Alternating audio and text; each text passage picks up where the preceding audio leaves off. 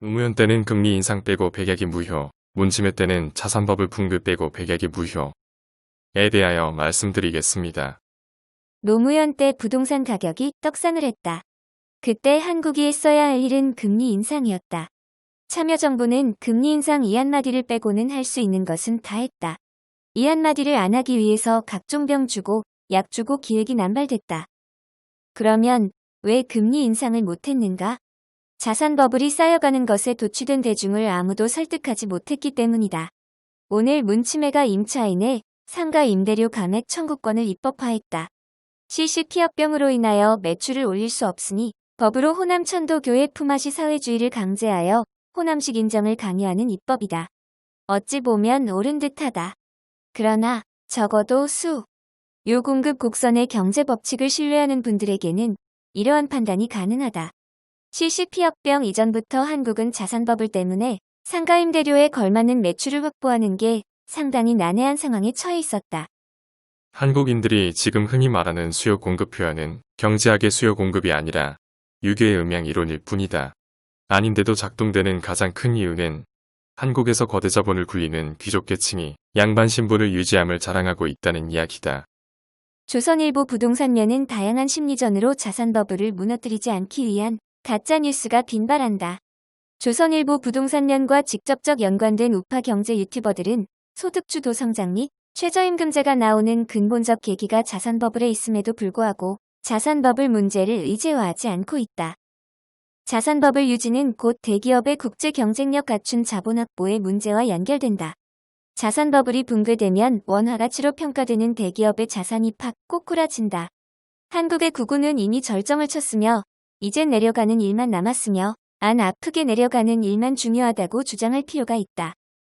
시시피업병이 찾아오기 이전에 이미 상가는 자산버블과 대출 플러스 세금 등 비소비용 지출로 상가임대료에 걸맞는 매출 확보가 상당히 어려운 상황이 있었다.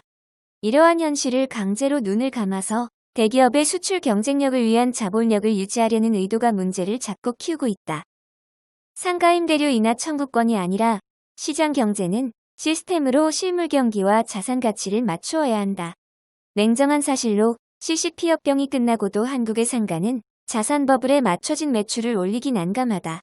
이를 시장 경제로 조절하는 방법은 자산 버블 붕괴뿐이다. 나는 11월에 당선될 미국의 새 대통령에 앙망한다. 한국의 자산 버블을 붕괴시켜 달라. 현대 기아차가 엘리엇이란 헤지펀드를 물리친 작전은 내려감을 당당히 인정하는 것이다. 현대 기아차가 주가 하락을 인정해버리자 헤지펀드 엘리엇은 곡소리가 나고 고통으로 절규하다가 떠났다. 우파 유튜버들은 자산 버블은 인정하지 않고 자산 버블이 낳은 버블에 맞춘 소비를 유지하기 위하여 상대 측을 비합리적으로 쥐어짜는 입법만을 비판한다. 노무현 때 모든 문제는 저금리이고 문침회 때 모든 문제는 자산 버블에 있다. 폭락론자는 편향된 의식이다. 폭락론자가 편향된 의식이라고 논하는 대부분의 논자는 신종교 무당신앙 맹신론자다. 시장 경제로 주장하면서 반대하지만 대부분 신기하게도 좌파가 하는 규제를 잘 받아들이고 있다. 세금 폭탄 공화국부터 4.15 부정선거까지 모든 것은 자산 버블에 있다. 자산 버블은 곧 조선 왕조 조선 후기 노론 독재식의 독재 메커니즘의 부활이며 이는 곧 자유민주주의와 시장 경제의 와해다. 자산 버블을 유지하면서 상가임대료 인하 청구권으로 부채를 진 특정 지역의 상가주인만 공격하는 것에서 남의 일이라고 몰라라 하는 것도 그렇다고 끌어안는 것도 전부 이상하다. 본질은 자산 버블이 주택은 물론 상가까지 퍼졌고 그 폭이 어마어마하다는 것이다. 실물 경기가 그 버블을 따라갈 가능성이 향후에도 제로에 가까운 것이다. 사실 경제학 이론서 번역서는 자기가 가진 신앙으로 읽을 수 있고 원래의 저자 맥락으로 읽을 수 있다. 4년 전에 유럽 여행 패키지로 여행 가면서 느끼는 일이지만 한국과 중공은 선진국이 부러워할 정도로 공공 부분에 세금을 때려받고 있다. 한국과 중공은 그러한 힘은 자산 버블이 일으킨 비정상적 능력이다. 노무현 때 부동산면을 보자. 자산 팽창으로 재미를 보는 기득권층은 금리 인상을 인정할 수 없었다.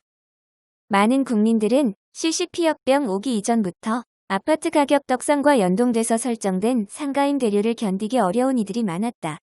좌파는 소득주도 성장과 최저임금제를 방어하기 위해서 이 부분만을 말하나 사실은 둘 다 연결된다. 둘 다 자산버블에 연결된다.